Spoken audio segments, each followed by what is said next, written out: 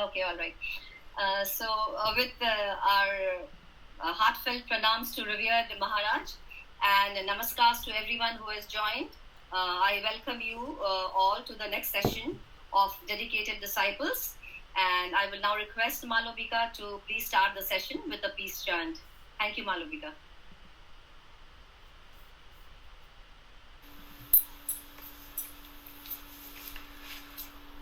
ॐ शं नो मित्रः शं वरुणः शं नो भवत्तर्यमा शं न इन्द्रो बृहस्पतिः शं नो विष्णुरुक्रमः नमो ब्रह्मणे नमस्ते वायो त्वमेव प्रत्यक्षं ब्रह्मासि त्वामेव प्रत्यक्षं ब्रह्म वदिष्यामि ऋतं वदिष्यामि सत्यं वदिष्यामि तन्मामवतु तद्वक्तारमवतु अवतु माम् अवतु वक्तारम् ॐ शान्ति शान्ति शान्तिः हरि ओम्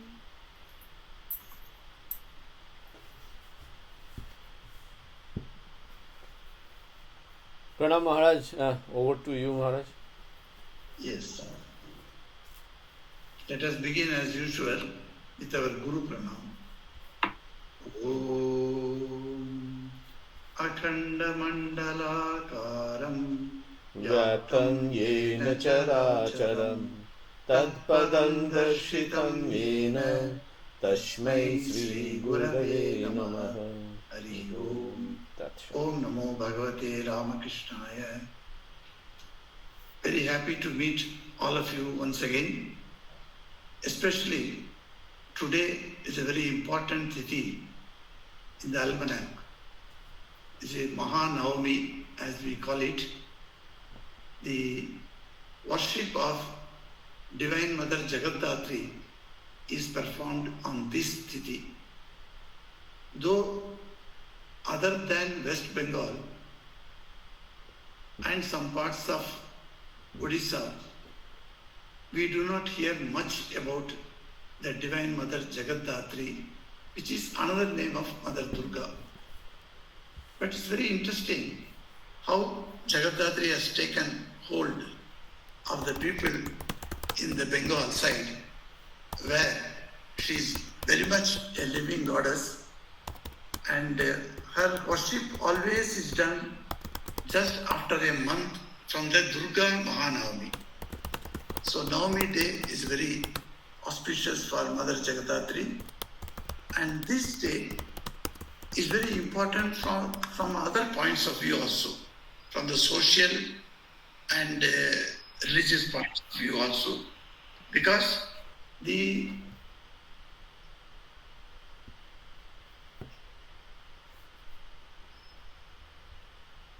I repeat, because the Devi Paksha, we started on the Mahalaya day, is going to conclude today. So Devi Paksha is a long period. It's not, Paksha means, it is 14 days, but it is not exactly 14 days. So from the Mahalaya onwards it starts, Devi Paksha. That's why after Durga Puja, we generally exchange the wishes, the greetings, etc. The Shubha Vijaya, as we call it, that Shubha Vijaya, and men have what you call Kola Kuli. Men embrace each other, stretching their shoulders. So this practice can generally stop with the Kali Puja. But people say no, it can be extended up to Jagaddatri Puja, because the Devi Paksha comes to the end today.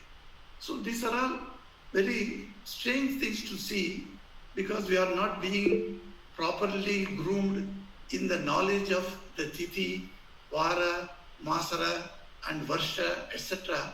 So many of us in the modern age, we do not understand what is its importance to us, etc.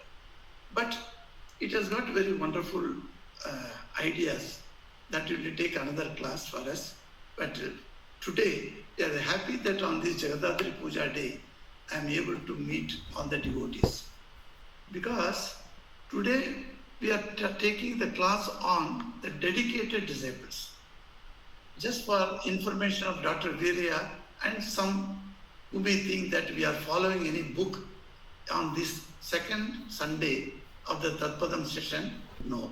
We are not following any book on the second session, but on fourth session, for Secrets of God, that book is being followed.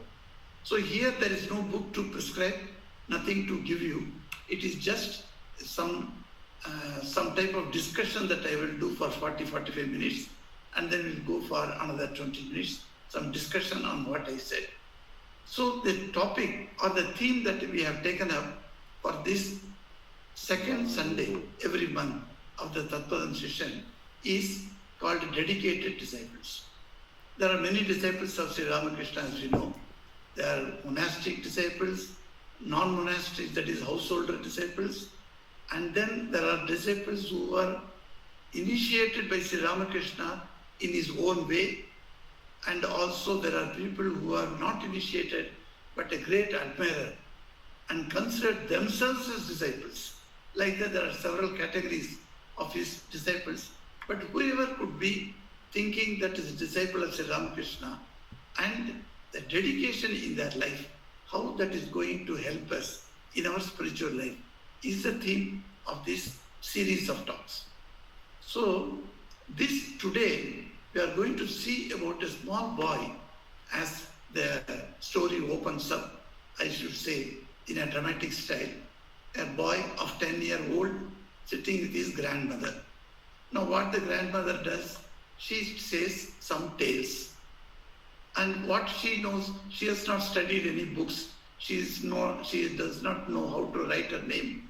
And that grandmother in 1800s, I'm talking about 1854 or something like that. So at that time, this grandmother is sitting with this boy, that is the grandson, and she's telling lots and lots of stories. See, that is how we all, even in our time, I should say in 40s and 50s, we were also brought up with the stories like this. So by our elders in the family. And nowadays only is a problem that children do not live with their grandparents, and so children are deprived of the stories that are concerned to our culture, concerned to our religion, concerned to our habits, practices, etc. That is being slowly lost. That is a very unfortunate thing that is happening nowadays. So there are many things, many more new methods of teaching the children are happening. So even for instance, how a 3-year-old child I saw could not rivet her eyes from the cell phone. She is fully engrossed in operating the cell phone. Her father proudly tells me that, Maharaj, my daughter, 3-year-old, can know what are the settings of the cell phone, which I don't know. You see? So there are new methods of technologies are improving, and that may give some idea about our culture. I think the technology had to be put to use because children are devoid of such knowledge. So this small boy, 10-year-old boy, is asking the grandma, Ma, tell me. So she is telling some story. She was telling some story of Sri Krishna. And the story came at such a spot where Krishna is about to leave Vrindavan. Now, she is telling her that boy, you see, when anybody goes away from our home, how sad we feel. So long they stayed with us. Even your mama and your other relations, when they come and stay in the home for 10 days, 15 days or 1 month, and when they go home, we feel sad. They are going home. And that's how all the Vrindavan Gopas and Gopis were very much, incidentally, yesterday was Gopashtami. So Gopas and Gopis, and that story is very good. And then she's telling the Gopas and Gopis are standing, and Akrur, the minister of Kans, has come to Vrindavan to take away Sri Krishna. Because Balagopal, and this Balagopal, this boy is listening to the story, and he said, why does he want to take away Krishna? said, no, in Kansa is a king and king's order has come. So the Akrura has come with his chariot and the chariot has taken Krishna and entered the chariot and made Krishna sit next to him. And all the village Gopas and Gopis have come and they are all in tears. And some of the Gopas, they come and holding the reins of the horse. And they said, we shall not allow the horse to run away from here. And the Gopis are holding the chariot wheel. If the chariot passes on, let it pass through our bodies. Like that they are standing near it. And Akrura is nonplussed. He couldn't know what to do with this. How to take Krishna away from that. So graphically, when she was explaining to this boy gets the core, the idea of this story. What is the core idea? The core idea is people have got so much love for Sri Krishna. And that love cannot be separated. By taking away from us, we do not know, we will not be able to see him. That great sadness will come upon us. Thinking the sadness will come to us, so they are not allowing Krishna to live. Somehow, Akrura managed the situation and the chariot started. Then the grandma is telling this boy, look, and Krishna left Vrindavan. There is absolute silence. The boy is asking the grandma, did Krishna come back to Vrindavan? She said no. The boy is asking second time, did he come again to Vrindavan? No.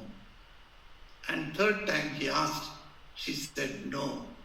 And next 10 days, he did not come to his grandmother. He didn't want to sleep. He didn't want to eat. That was the situation of this boy who was so moved by this story of the separation of Krishna with the Gopas and Gopis. And that boy was Girish Chandra Ghosh. His name is very well known to all of us. Girish Chandra Ghosh is a very popular name in the Ramakrishna circle. And because he developed such a boy, it's very strange, developed into a bohemian habits. And he became such that people were even telling so bad things about him at one stage. And he was loved by none other than the Avatar Purusha Sri Ramakrishna. That the love-hate campaign between them, that is Girish Ghosh hating Sri Ramakrishna initially and Ramakrishna loving him so much so that as the hate increases, so also the love of Ramakrishna towards him increases, which he found suddenly. And one day, on the 5th meeting with Sri Ramakrishna, his personality is changed. So, the story is very, very interesting. Recently, Swami Chaitanya Maharaj, revered Chaitanya Maharaj has brought out his life, and it's a volume, it's such a big book. I do not know whether you have seen that book at all. Please see in the internet and get a copy if you get it. And such wonderful incidents are there. There are many incidents that we do not know so far. Because in the short history, you can't give all the incidents. And this Girish Ghosh became a wonderful theatrist. In those days, one of the what do you call if you want to put your mind to something that will relax you. So nowadays what we do, we look into movies, we go into films, or we go into some music place, etc. Or even a very good speaker is there, then you would like to go and sit under his feet and listen to him. So all these engagements are there. In those olden days, there was not much engagement other than what is called jatra. Jatra is a special kind of a drama. Among the dramatics, it is said that jatra used to take the ideas of our Puranas to the nook and corner of the country. So the jatra, in every state, I should say, the jatra is prevalent in one form or another. So you find in Karnataka also, I have seen some jatras, how they bring their Puranic lore to us so beautifully with the characters. being done by the men and women. In those days in Bengal, it was very conservative. And unfortunately, in that conservative state only, Britishers landed and made it the capital of India. You see, the Britishers coming there, the onslaught, as we say, from the Macaulay's education, created such a thing. Slowly, the youngsters who were being influenced by the English education got ours to our own. That is what Swamiji says. What the English education does to you, he's asked in one of the Chennai lectures, Madras lectures, and he says, first thing you learn is your father is a fool. Your grandfather is a madcap. And his grandfather was a nincompoop, like that one word he uses. So such is the thing that we are taught. Our generation, we don't even understand that our forefathers were great, our forefathers were well read, our forefathers had so much of talents. Those things are not talked about. So slowly the awareness to think about our forefathers as great is slowly coming to the society. I'm very happy to see in many of the places, in many of the schools, we do teach children about our greatness of our forefathers. Otherwise, we all thought our forefathers were nothing, no use to anything like that we thought. So those things are now changing. So this boy, when he was there, Girish Ghosh was there. At that time, Girish Ghosh were influenced by this English education, but he did not study academically, going to school or college or taking a degree, etc. No, he was such a talented boy. That is, regarding his talents, some of the direct disciples used to say that Vivekananda and Girish Ghosh were equivalent in intellectual prowess. That means you can understand how they can be viewed. In the whole setup of Ramakrishna movement, they say what Vivekananda was intellectually, how great he was, Girish Ghosh was equivalently great about that. So they were such great people. And so because of that, he was allowed to be a member of the academy. There are several academies in Calcutta, and Asiatic Society is one of the biggest one, and where it is very difficult to get membership. But Girish Ghosh was offered that membership, and he got. And like that, he profusely, one side his intellect has grown to such a way that he could be a great mover and shaker of the world. We say, no, there are people who are movers and shakers of the world. So he was one of them. At the same time, his personal life was terribly disappointing. At a young age, he married. And the girl whom he married, giving him 2 children, when he was 30 years, his wife passed away. And before that, when he was only 10 years, 11 years old, his father passed away. And before that, when he was born, in 2 years' time, his mother passed away. So at the childhood days, he did not know what motherhood was, what motherliness to him was. And when he was youthfully, he was coming up, at that time, the protection of the father was not there. So what his father do, he did not know. And then later, at a very young age, before 30 years, when his wife passed away, he was lost. And then he thought the best way to reclaim myself is to take the help of wine or alcohol. And that's how he started. In every case of people who are addicted to alcohol, you will find something tragedy must have been there earlier.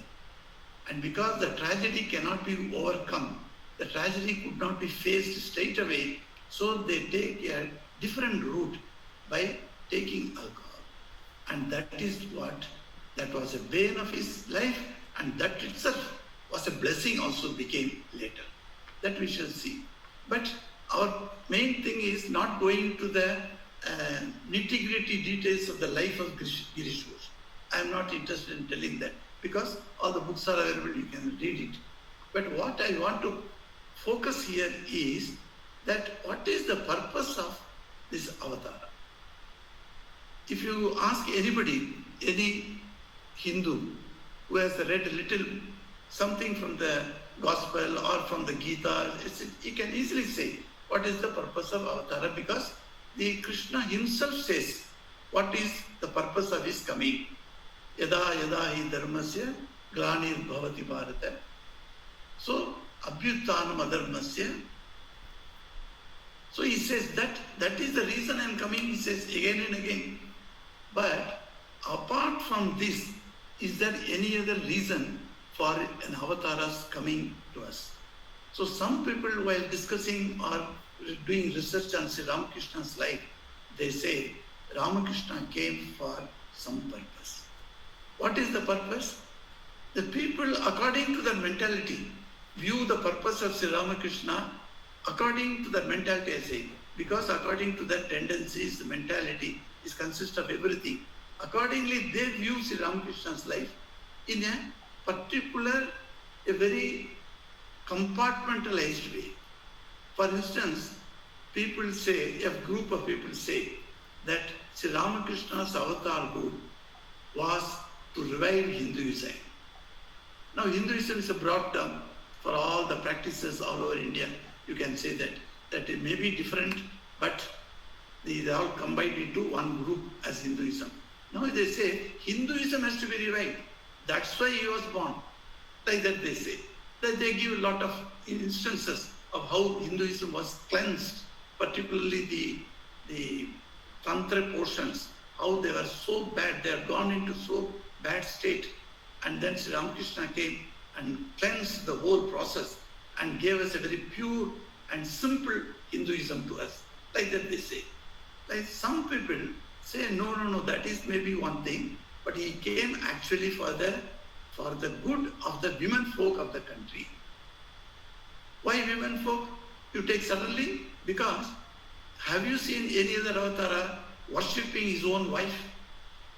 So in this avatara we find something peculiar which has been never done by any other avatara earlier. So the women folk have to be raised because they were all working like slaves in the society. So for the regeneration of the women's good, Sri Ramakrishna came. So some other people say some other reason. So like that, there are 10, 15 reasons you can find out what is the purpose of the avatar. But apart from the dharma glani and adharma, etc., another reason Sri Krishna says, and that is very important reason I find for the avatara, because this avatara concept itself is such a beautiful concept. It has been mainly put by our Vaishnava acharyas in the scriptures. So if we find here, Sri Krishna himself says why I came in chapter 12. If you go to the chapter 12 of the Gita, 6 and 7, 2 verses are there. Together it should be taken.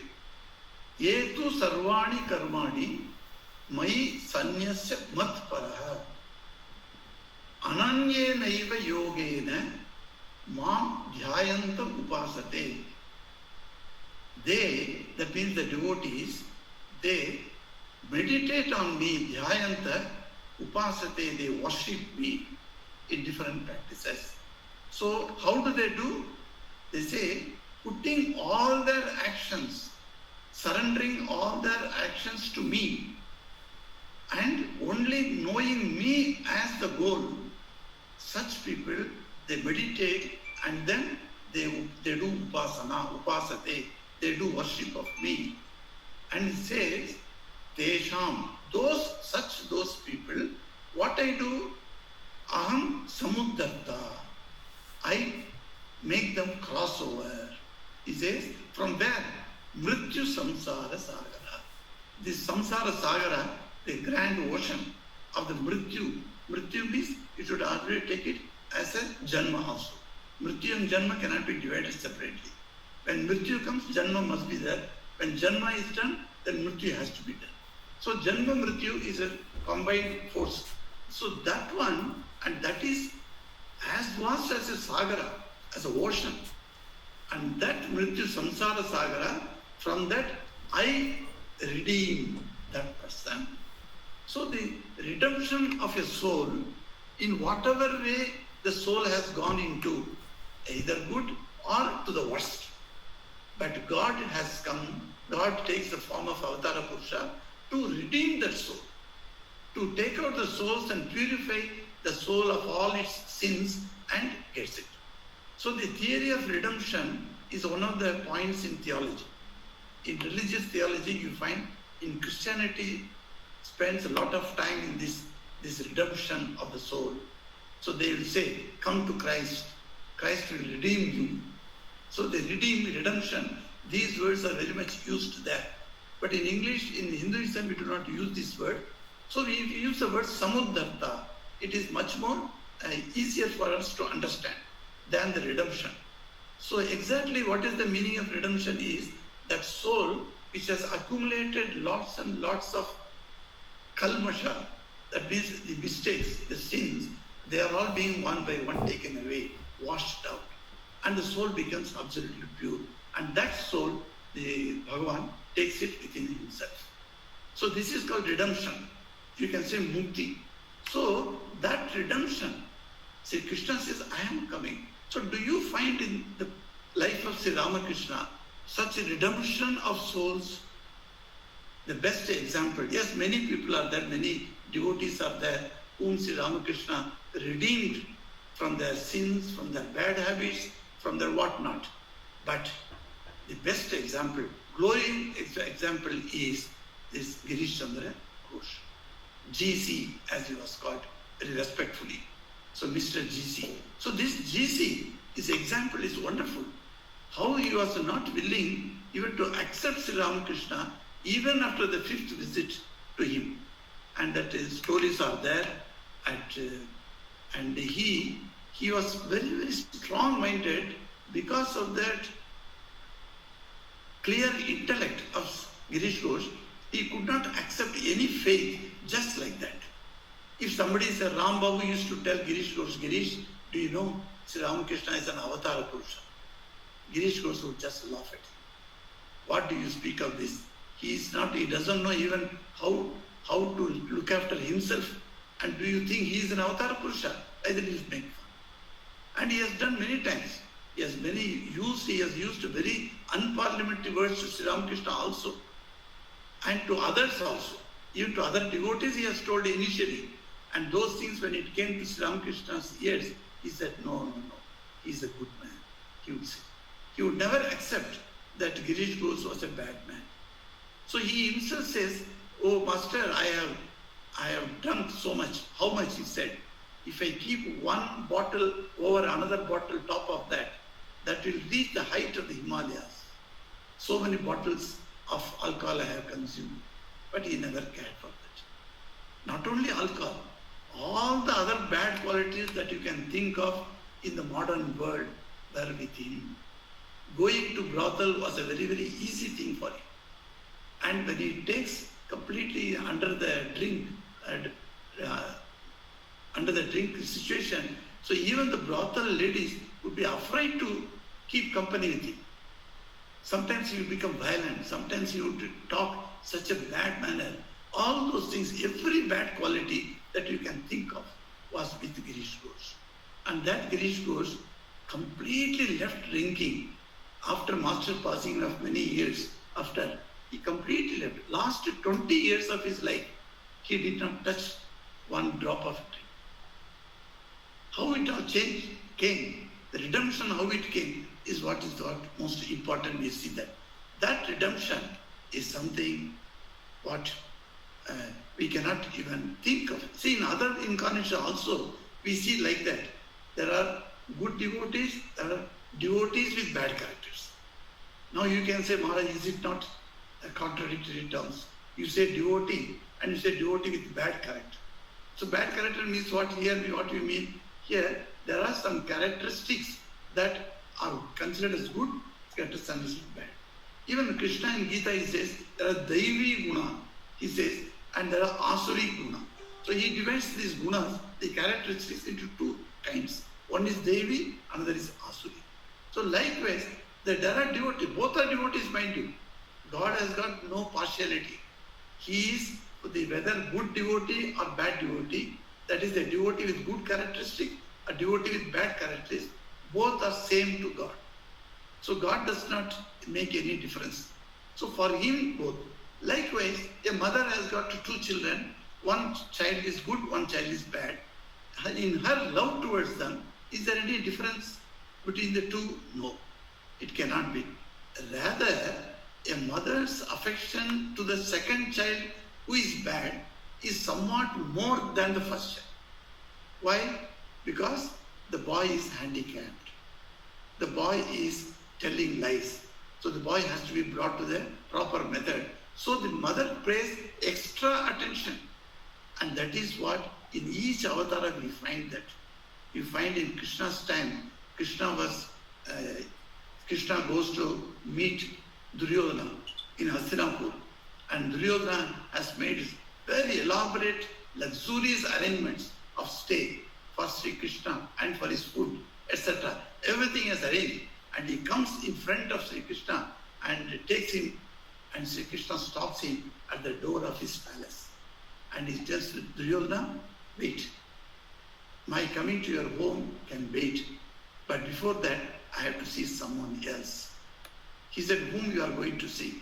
I am going to see Vidura. Let me first go to Vidura. And then he goes away. And there Vidura's palace, it is a small house. It's not a palace even. And in that house, very simple things are there. And where even his wife and Vidura got simply stunned seeing Krishna entering the home. And they gave him food, etc. The stories we all know, the Purana story, how Krishna enjoyed that Vidura's hospitality instead of taking the Duryodhana's luxurious hospitality. In Krishna's life, in Buddha's life also we see Buddha Vaishali kings invited Buddha to visit their country, and Buddha enters the country with all his sishyas, bhikkhus they are called. So the Buddhist monks are called bhikkhus. So with the bhikkhus he is going there, and when he is walking into that, and the Vaishali kings were there on the way, they received him with all the presents, etc. And they were walking and walking. Suddenly Buddha stopped the kings. Well, you all stay here. Let me go and accept the hospitality of a fallen woman, a courtesan. And you know that story how Ambapali was so dear to Lord Buddha. He did not mind going into Ambapali. Like the Jesus story also we find that how wonderfully Master, that is Jesus, came and Simon was with him. Simon was objecting to Jesus. That fallen woman has come to your door, O Master, and she wants to anoint your feet. Jesus, instead of telling yes or no, he extends his feet towards that woman, and she sits under his feet and puts unguents, etc. And then she worships that feet. And like that, you find a special relation between Girish Chandra Ghosh and Sri Ramakrishna comes out in this light that Girish Ghosh has done so many of sins, but Sri Ramakrishna was never minded those sins. Why? Because one of his duty of Avatara Purusha is to redeem the fallen souls. When in those days of Bengal, you can see the theatre was considered, it is, I told you, the Jatra. It is an improvement or a development of Jatra is the theatre form. So because we are in cities now, the theatre form came up very well. And Girish Ghosh created so many theatres. And he made people in charge of those theatres. And he had a lot of dramas. And he used to enact dramas everywhere. And he became very popular. So GC was very popular in the community. And he was a very highly respected person for his literary talent. It is said that when Girish Ghosh used to dictate the dramas, so one of the direct disciples went to him to see him. He saw Girish Ghosh was strolling in the room from here to there, and 3 writers are sitting, and 3 different stories of drama he is directing. He is dictating what are the dialogues will be there in the drama. Can you imagine? When you take up one story, your whole mind is on the story, and the different characters of that story. And each one, what character is going to speak what, those things he is giving dictation to one.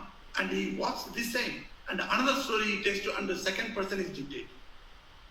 Likewise, he was like a Vyasa, I should say. How Vyasa used to write Mahabharata so fluently, that's how the whole thing used to come out of Girish Ghosh's mind. Extraordinary personality. When we hear about Girish Ghosh's literary talents, we are really taken by surprise. A man, can a man be like this? See, that 19th century, throughout, through his THREW, throughout, such extraordinary persons in Bengal. They came one by after another. Each one is competing with each other. And regarding the dramas of Girish Ghosh, people used to say, Girish Ghosh would compete not with any other drama writer. He would compete with the previous drama. So the next drama is a competition with his previous drama. That's how Girish Ghosh used to write. So every drama became a hit. As we call the modern movies, we say the hit. So that every drama was a hit.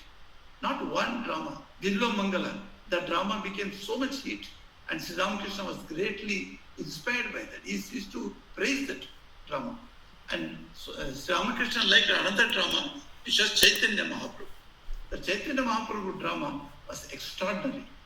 And that verse he says, how he used to say, you are telling, Girish Ghosh says to once to Master, Master, I am a very bad person. I do not know how to control my anger. I do not know how to keep under control my lust. And so many things, one by one he says. With all these things, Sri Ramakrishna completes the sentence, okay, but you do wonderful drama. Your characters are so wonderful. And the characters give excellent ideas about the dharma, about the morality, about the ethics, everything exactly he will say, as propounded by our scriptures. But in his personal life, nothing would follow. And he would wait for that. He says once he went to Sri Ramakrishna's room in Dakshineswar, and Sri Ramakrishna was eating. And the last item, in Bengal, prasad item, last item is payas. So payasam is one of the very last item. You take it and then you feel tripti.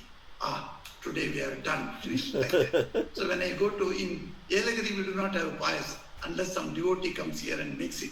Otherwise we don't have payas here. But in Madras Mutt when I go, there Sri Ramakrishna's offering is done. So they will give the payas.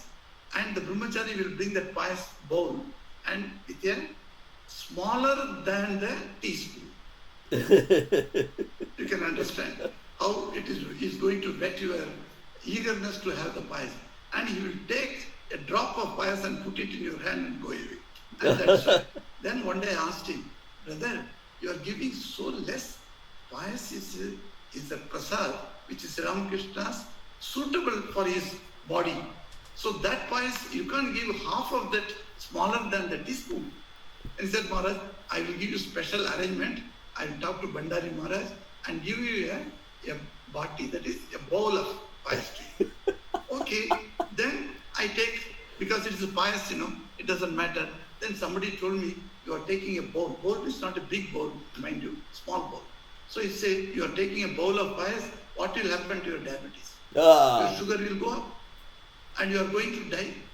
I said, anyway I am going to die, whether sugar goes up or not. But if I don't take this payas prasad, my buddhi will not be pure. And next janma, if I have next birth, then I can be born with a pure mind because I have taken payas prasad. Suppose I will neglect it, and if I take next birth, my buddhi will be like as now. So it is better to die with payas rather than go without that. So they felt very happy, and they used to give me one bowl. So the payas he was eating. At that time, Sri Ramakrishna asked Girish, come, have something. And then he took that bowl in his hand and he got up from his seat, came nearer to Girish. Girish was stunned. A Paramahamsa is getting up and coming to me and with that bowl, and he's telling me, take this payas. And he did not know what to do. At that moment, Sri Ramakrishna took the payas, not spoon, mind you, not that smaller than the teaspoon. It is by his hand he took it and applied it in his mouth. Eat. And Girish goes with full of emotion. He writes in one of his memoirs. He says, "If only I had known that Sri Ramakrishna's holy hands is going to touch my lips. And these lips, how many bad women have touched these lips? And those lips, the Sri Ramakrishna's sacred hands touched and purified me," he says. And so you see that emotion. And he says, if only I had known there is a pit, there is a pot where you can put all your sins down and you can become pure. Oh, I would have done much more sins, he says. I stopped doing sins, he says, because Sri Ramakrishna is there to clean me. Whatever baby goes into any bad situation, the mother is there to clean it. So that is how it is wonderful. This redemption is something which is unparalleled in other history of any other disciple of Sri Ramakrishna. Others also they were all quite good, and they were good devotees. Like that they came, and there were some bad devotees like Kalipada Ghosh, whom we will talk next month about him. And the Kalipada also was bad, and then he also came. So the aspect of Avatara is the redemption of a fallen soul is very, very important. Unless we know that Avatara has got the power to redeem you from your sins, you will never believe in him. You will never know that because we all are human beings and we all have done many sins in our behavior, day-to-day behavior, whether knowingly or unknowingly. Janata va ajanata vapi. Whether knowingly or unknowingly, we have been doing so many things. We are hurting many people by our talks, by our gestures even.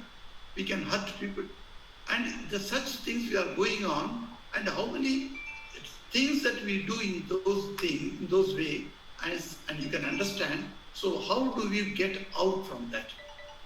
So that redemption, that samudarta, tesham aham samudarta, clearly Krishna says, aham, I am doing that. I will take him out from that mrityu samsara sagara.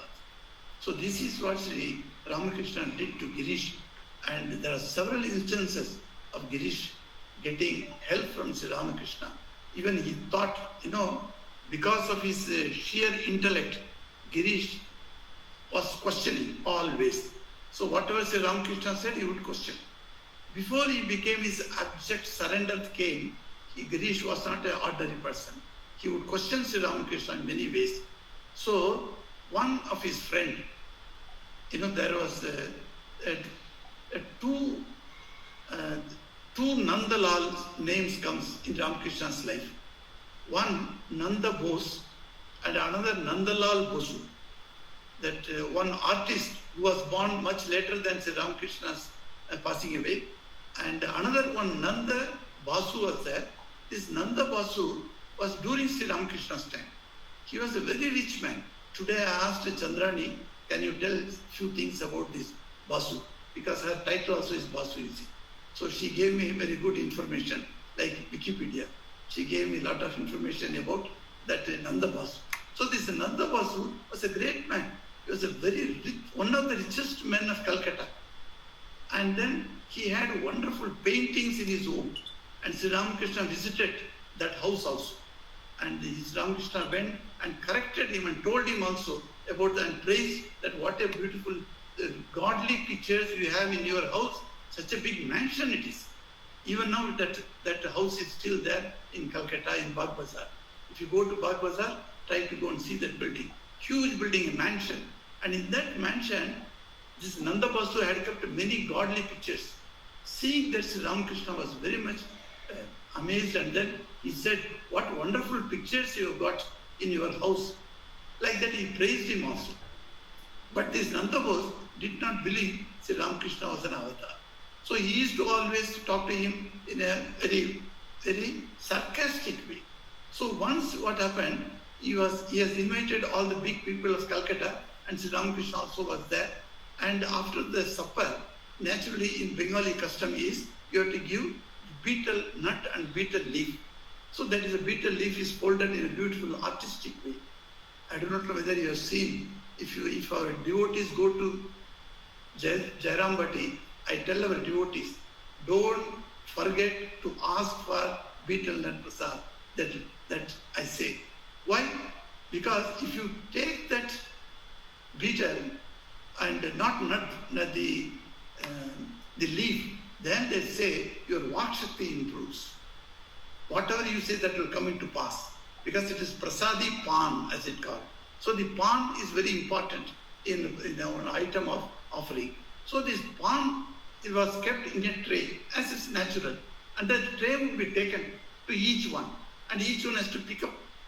So when it brought to Sri Ramakrishna refused. Nanda Basu was seeing that.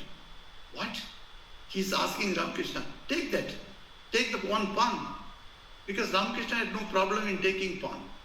And so he never criticized taking pan also. So he said, take one pan. He said, no, I cannot take. Then Nanda Basu was serious. He asked, Master, why you can't take this?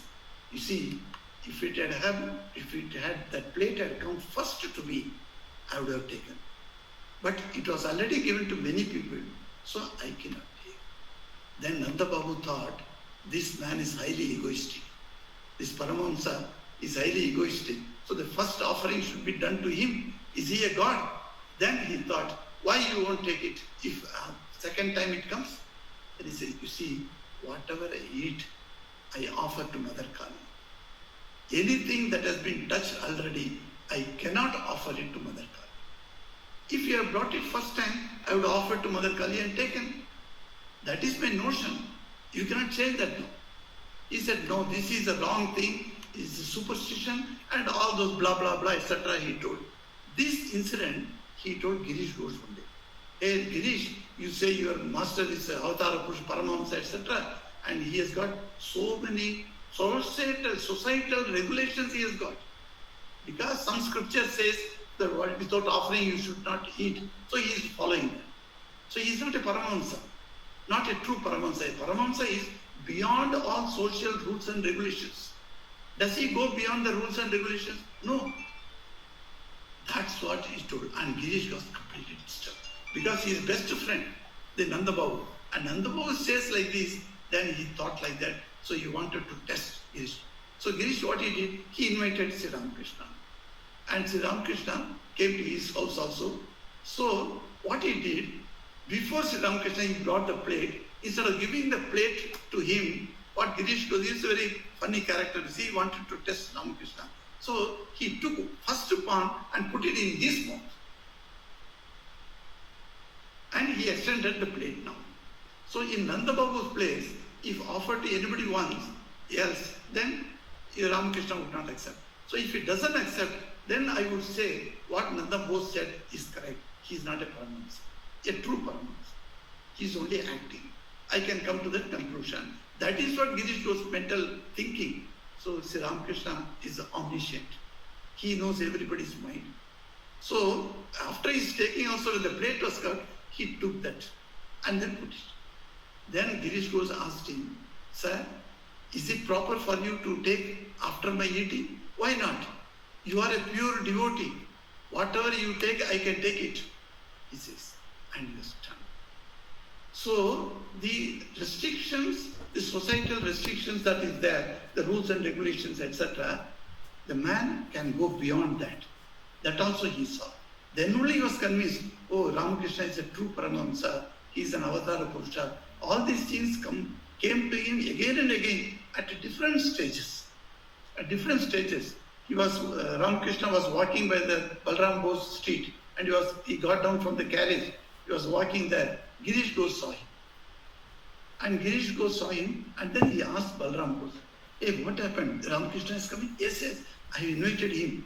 You also come. He said, no, I won't come like that. So Girish Ghosh went away to his house. Even if you have gone to that Bagh Bazaar, you can see all these places are nearby. Balram Bose's house and Girish Ghosh's house, these are all nearby only. So Girish went into his house. He did not come to Balram Bose. There, in Balram Bose's house, Sri Ramakrishna sat and ate very nicely everything whatever Balram did. So lunch was over. By about 1 o'clock, Girish Ghosh sitting in his home, he is thinking, if Sri Ramakrishna can come to me, then I will say he is a Paramahamsa. and there is a knock on the door. He opened, Sri Ramakrishna stand. He said, Girish, how are you? And he enters inside as if normal thing. And he says, I'm very hungry. Can you feed me something? He was simply flabbergasted. What? Have you not taken full stomach in Balrambo's house? Yes, I've taken, but I want to take from your hands. Give me something. He didn't have anything in the house at that time. Yeah, because he has finished eating, all the vessels have been washed and cleaned, and what is there to give him? So he runs to the shop and gets a bread and then brings it and offers to Sri Ramakrishna. And Sri Ramakrishna, this is that hard bread. Those things are not meant for Sri Ramakrishna's stomach. Very, very soft things to be given to Sri Ramakrishna. But in spite of that, because it is coming from the hands of Girish, he accepted it and he ate it whole thing. And then he returned. So the wonderful affection and love of Sri Ramakrishna made Girish so great. So what we learn for our life is that if we surrender, that's why Maya Veshita Chetasam, Tesham Aham Samuddarta, Krishna says, to whom I do the Samuddarta, this action of carrying over this samsara sagara, he says, one who has put his mind aveshita, Maya Veshita Chetasam, he says. So, in me, who has put his mind, Chetas, who put his mind into me, aveshita. This aveshita is a term which we generally translate as completely put into mind and put the mind into, like that we translate in English. But none of the translation, I tell you, has got proper sense of that Sanskrit term, avesha.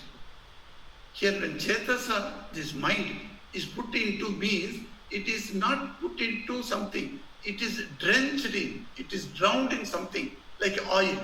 And then you take it out, how that item will come out. If you put a bread into the milk and then take out the bread in your hand, how the bread will look completely merged in that milk. So likewise the mind has to merge in Lord. Then the Lord is a redeemer for us. So that's how we see. So that surrendering completely to Lord is what is required and what we learn from Girish Ghosh's life. Now I give it to Prithvish. Oh, Pranam Maharaj.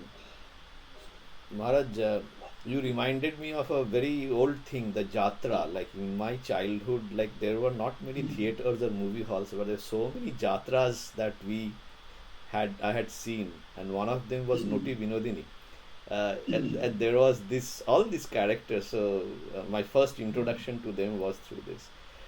But yes, and I because there was I was very little then, but lot of these philosophies, etc., thoughts, etc., got ingrained from then, I'll say.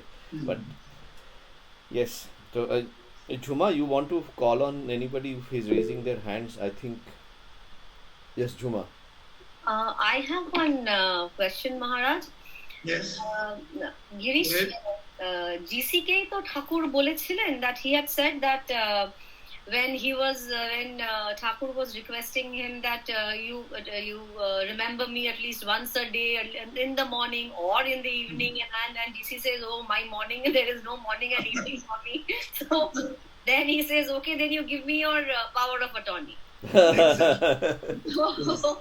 So sometimes this thought comes, how do we give Thakur our power of attorney also? So that what do you exactly mean by give me my if you think this power of attorney is so difficult, then the answer would be when Thakur comes and asks you to give power of attorney, you give, as he did to Girish Ghosh. But he has not so far asked you power of attorney. So you are saved from that abject surrender idea. You know, that Purna Saranagati, that Purna Saranagati is a very, very tough job. We don't think it is very easy because of this. Purna Saranagati is very difficult to attain. And a few people only can get that Purna Saranagati. And yes, for that we have to pray. Only prayer can do. Even Girish Ghosh, he told him that pray, then it will come to you. faith will come to you, faith will grow in you. This is what Thakur said. So he did that. So for us, we have got half Sharanagati, or Sharanagati in not in certain percentage we may have. We may say even word-wise that yes, I am surrendering to you, my karma, phala, etc. Kayena vacha, manasendriya, etc. We may say, Narayana iti samarpayami. We may say that. But how much from our heart we can say that we have surrendered? Once that became 100% in Girish Ghosh, he had no problem at all. No worries, no anxieties. With all the sufferings that he had entered or he had got in his samsara life, all the things went away. He became a complete agent. Even he used to say, then people used to ask him, why don't you go and take bath in Ganges? Come. He would say no. He would say no. Even because I have touched the feet of Sri Ramakrishna, the Ganges has come to me. I have become pure. Only those impure souls have to go to Ganges, and then to make them pure, they have to take bath. I don't have impurity. That was his great conviction, that I have touched Sri Ramakrishna. Sri Ramakrishna has touched me. There is no impurity in me. That is wonderful surrender. So that is the Purna Sharanagati. Yes, Purna Sharanagati. So did Girish Ghosh, did he get it through Thakur's grace? Because he never believed in prayers. He got it through Thakur's grace. Yes. Right? Yes, you can say grace because he was fit person. Because he has gone to the Adala Patala of his religious life, spiritual life. Mm-hmm. So the worst example of bad human being, you can say Girish Ghosh. So he has gone to that stage. So naturally Sri Ramakrishna got his extra. As I said in the beginning, the mother takes extra care of her handicapped child. Okay. So that way, the Girish Ghosh was handicapped by so many characters. So that's why he was lifted up. Okay. Thank you, Maharaj. So now, Jhuma, you know what to do to get Thakur to ask you for the power of attorney. I have to go there. Look at this. I'm joking. Devil's interpretation of what you're saying, that I have to become a Girish Ghosh, go to the lowest hell, and then only I will. No, I'm just kidding. I'll edit this part out. Malavika, you had a question. Malavika, you have a question. This is about the chronology, kind of a follow-up with the pointers. Thakur, I think that I don't remember the details, like the first few encounters that Girish was thinking that Thakur was kind of doing a drama and acting, because each time he made namaskar and Thakur's bow was even more than that, and it was ultimately this third, fourth, fifth, whatever time he came. But like at this fifth or when he started accepting the incident of this Bakulama, power of attorney, did it happen immediately or it took some time? Because there were some phases of testing Thakur with this kind of pan and other things, and also Girish Ghosh coming as a very drunkard, and then so I just wanted to know about some kind of a timeline and Thakur's comment that Girisher Panchike Panchana Bishas. Sheita, did it happen or like so মানে ওই ঠাকুরকে দেখার পর থেকে আর ওই শরণাগতি দেওয়ার পরেরও একটা phase of struggle ছিল, সেই মানে what was that chronology or time period? আমি জানি না কোশ্চেনটা exactly here I cannot say because it is not mentioned in the book, but you can, there are some incidents. This complete surrender came gradually. It did not come at one flash. It did not come. Gradually only. Because several times he has to test Thakur also. And for every of his tests, Thakur became, even when Thakur says, hey, you are doing very good drama and I want to visit your theatre. And Thakur one day went to his theatre unannounced. And the people came running. And at that time he was on the stage behind the screen. And people come and tell him, you see, Ramakrishna has come, Ramakrishna has come. He said, what is that? Ask him to take his seat. He just, And then he remembers, Are, Ramakrishna has come, I'm telling like let me go and receive him. Then he goes and then he receives him. And then Sri Ramakrishna says, what is the charge? 1 anna. You take that 1 anna from me. He says. He said, no charge for you. Either you come. He said, no. If I'm going to see the drama, I must pay you the charge. So he asked the devotee to pay the charge also. So you see, several times like that, he disregarded Sri Ramakrishna. And every time, Sri Ramakrishna won over him. But however you disregard me, my love to you is not going to reduce by 1 inch. So that was the grace of Sri Ramakrishna that he had. So exactly chronologically we may not be able to say. But even after this giving Baklama, what do you say? Wakalatnama. What is the Bengali term for that? Wakalatnama. Okalatnama. Yes, Bakalat. বকলমা হচ্ছে colloquial এটা, আর ওকালতনামাটা হচ্ছে আইনি legal term. Legal. It's a legal term. In Hindi also we say Vakalatnama. Correct. So that is a legal term. But even before, after that also, he had to struggle with that. He could not get, see, when he used to take the drink in a glass and then want to drink, at that time Sri Ramakrishna appears in his mind. He says, I have to now give to him. Such a holy person, how can I give this alcohol to him? So he puts down the glass. Like that, the struggles are there. The struggle slowly comes, and I would say when on 1st January 1886, I should say the completion of Girish Ghosh's struggles against Sri Ramakrishna. And his answer to Ramakrishna's question, hey, what are you telling outside about me? And then Girish Ghosh beautifully replies to him, if Vyasa and Valmiki, what they could not say, and what this poor man can say about you. And such a humble answer that made Sri Ramakrishna go into Samadhi, and he blessed on that day everyone who came to him. So that Girish Ghosh's completion of his sadhanas came to the end there on that day, I should say. Thank you. I think Sumita Chetty has a question, right? You can unmute yourself, please. Pranam Maharaj. Namaste, Smita. Smita Maharaj, is from... Yes, Maharaj. We've been listening to you, and what Jhumaji also said, that Girish Ghosh had the good fortune to physically be in Thakur's presence. What advice, what is your teachings for us, Maharaj, to get that grace other than prayer? That us is, I am including myself into your us, and because we have not seen Sri Ramakrishna. Unfortunately, our Janma has happened after Sri Ramakrishna's physical body has gone. But do you know what Swamiji says?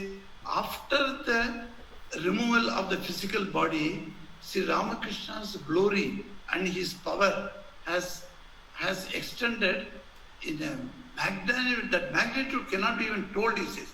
So it has gone so much. So that power that we are, you see, what Girish Ghosh is less fortunate than us in that way, because he only could see a limited form, and from the limited form only whatever he could get.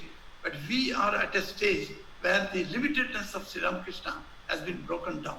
The unlimited, infinite form of Sri Ramakrishna is before us. Are we not more fortunate than him?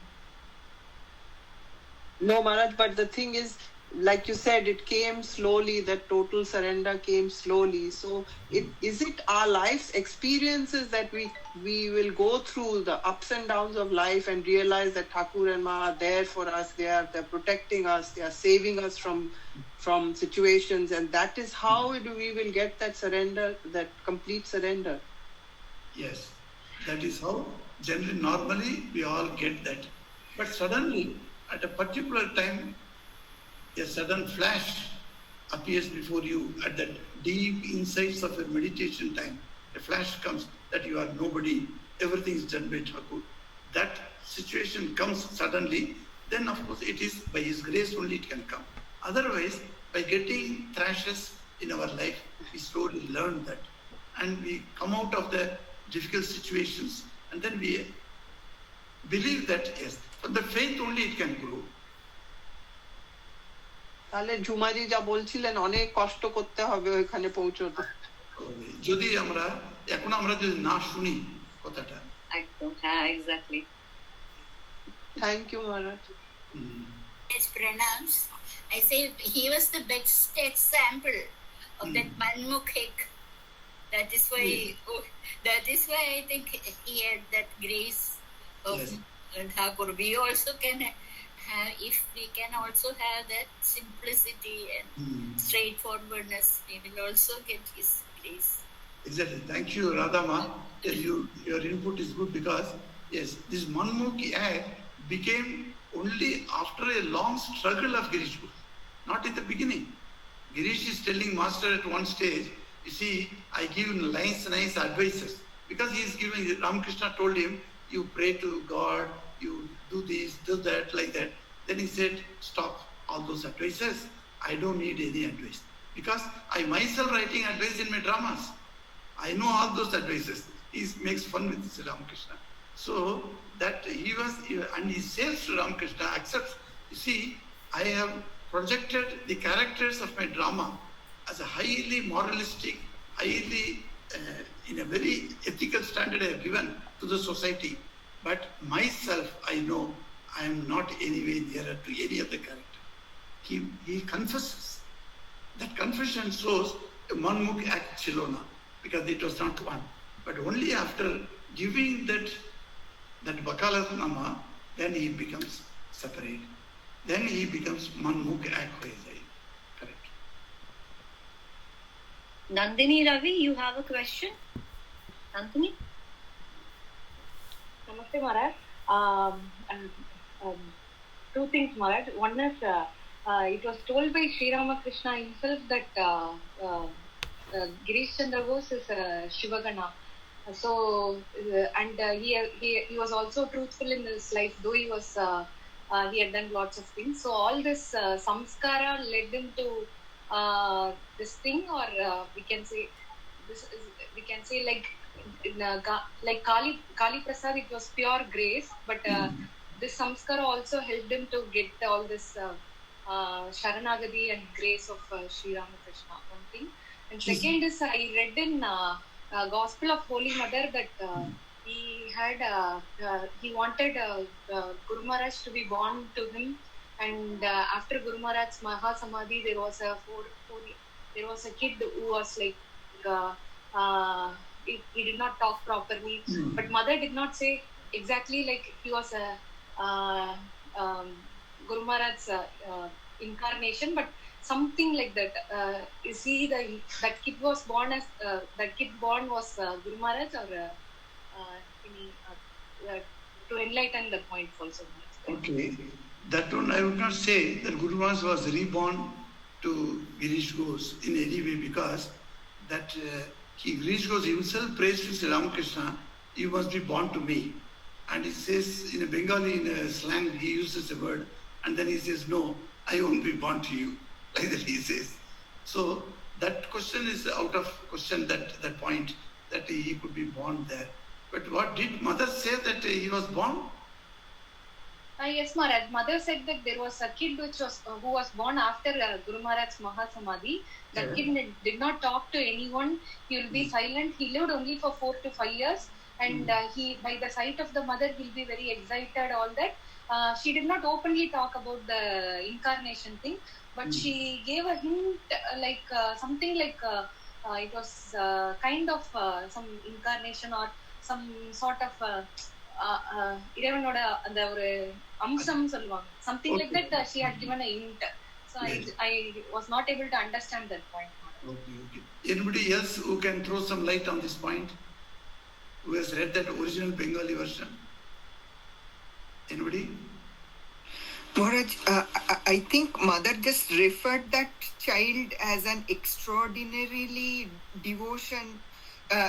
devoted child, because he is the person who was not speaking initially, and one day he dragged his hand of his father Girish Chandra and brought him to Ma, and like as a little child got some flowers and offered, and Girish Chandra was very not ready to come with him, because that time he thought himself to be one of the greatest sinners, not worthy of touching mother's feet.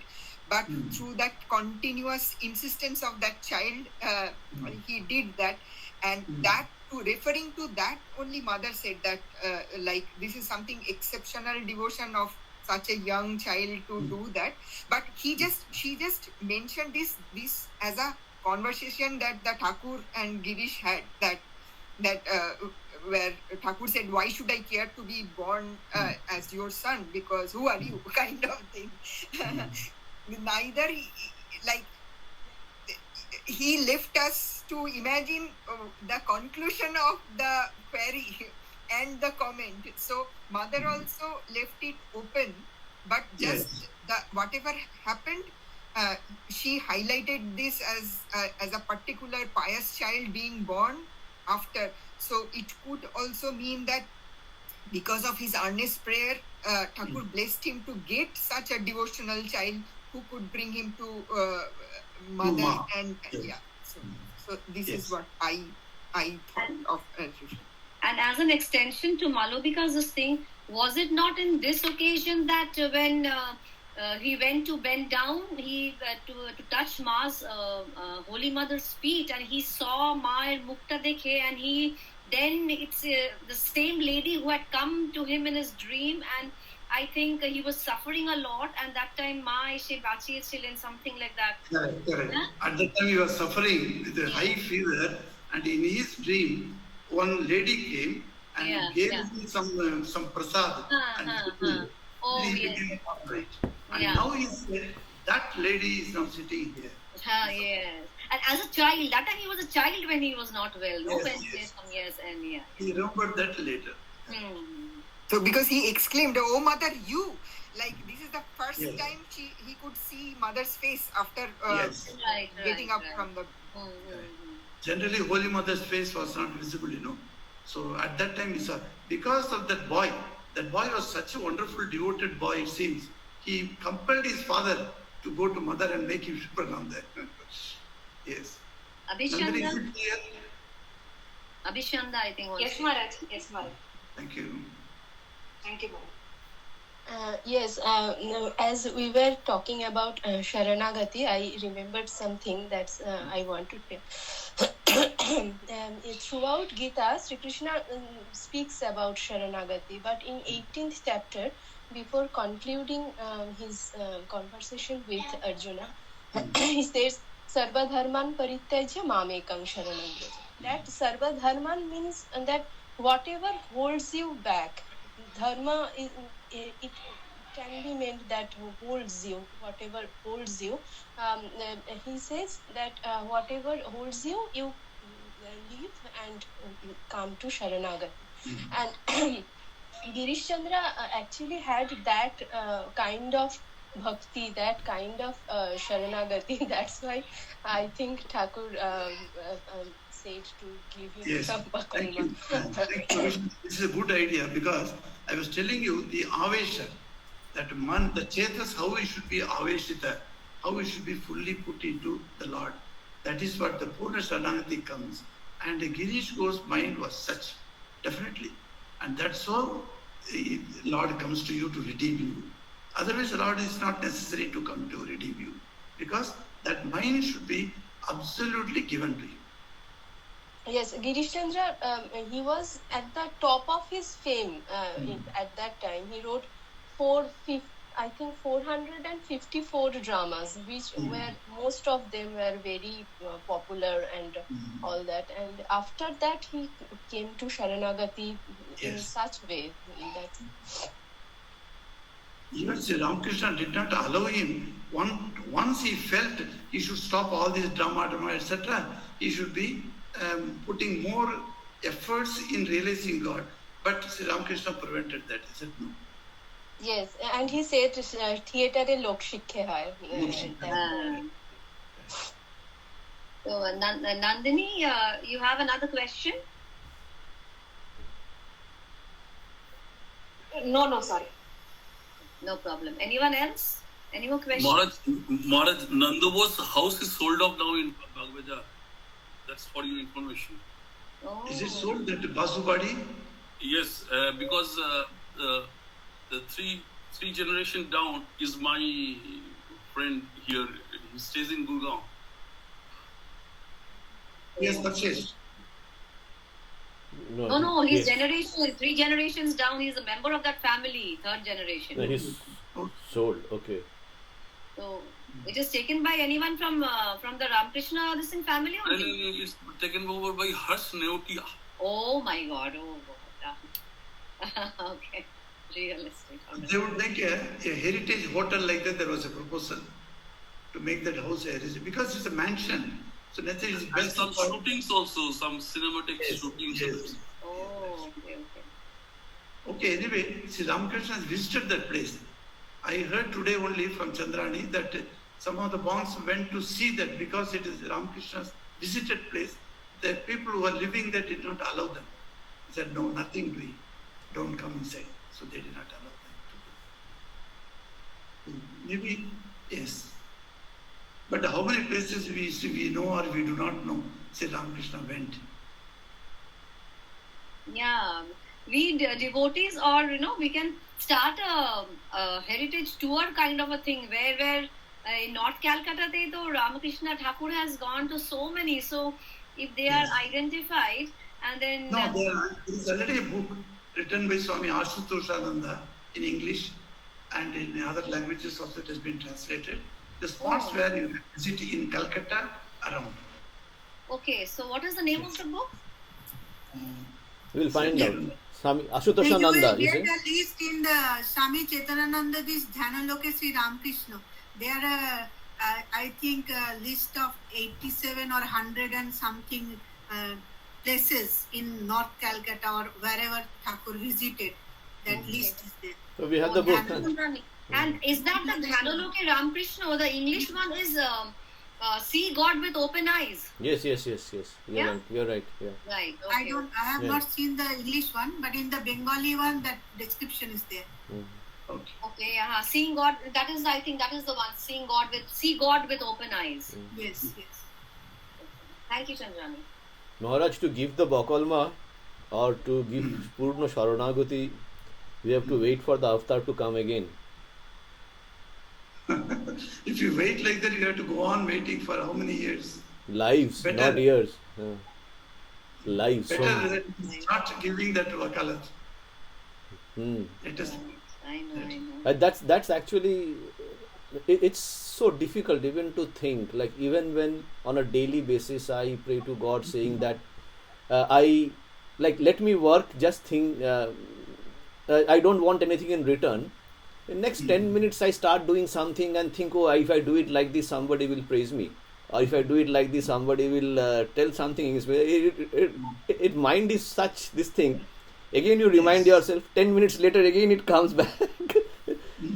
Exactly. That is because of that ego is so ingrained in our personality. It doesn't want to leave us. Yes. Maharaj, self-commitment is so tough. Like, suppose if I say, today must read all these books or do some this thing, it deviates. Correct. It is because, you see, everything depends on the mind only. The mind is there. So long the mind does not come under our control, as you say, it still is difficult. Yes. So if there is no other thing to discuss, then I will take leave of all of you. Yes, Maharaj. Shanti, Shanti, Hari Om Tat Sat, Sri Ramakrishna Arpanamastu. Pranam Maharaj. Thank you, Maharaj. Thank you.